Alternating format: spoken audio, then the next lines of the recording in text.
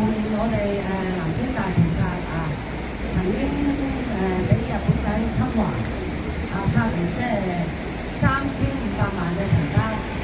咁另外咧，就我哋想喺度講一講咧呢個高市早苗呢個首相。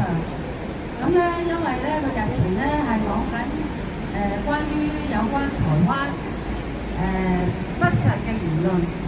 佢到今時今日仍然冇向我哋中國道歉啊，或者總之佢就喺度煽風點火，喺度咧干涉我哋中國嘅內政啦，叫做係咪啊？台灣根本上就係我哋中國固有嘅領土，關你日本人咩事？係咪啊？完全唔關你日本人事。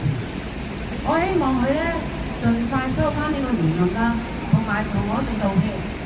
另外第二，因為佢而家咧就講緊增加軍備，將佢哋嘅軍國主義咧可能再次復辟，呢個係超然若揭嘅，佢擺明就係想復辟。第三，佢話呢個月佢拜靖國神社，我哋咧中國人咧就好憎佢哋去拜靖國神社嘅，點解啊？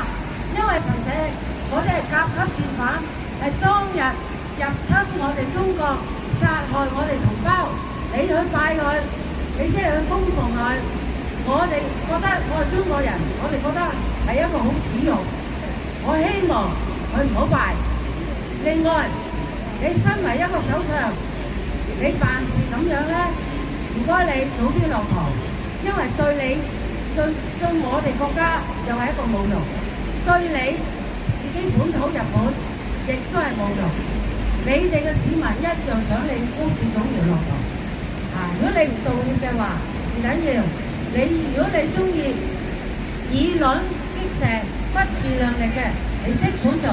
我哋中國人係唔怕你嘅，冇錯，永遠都唔會怕你嘅。你認為你係有能力嘅，你就嚟啦。好，多謝。打倒日本軍國，跟住咧，我哋咧而家講幾句口號啊！好，打倒日本軍國主義復辟，打倒日本軍國主義復辟，打倒日本軍國主義復辟，打倒日本軍國主義復辟，打倒日本軍國主義復辟，打倒日本軍國主義復辟。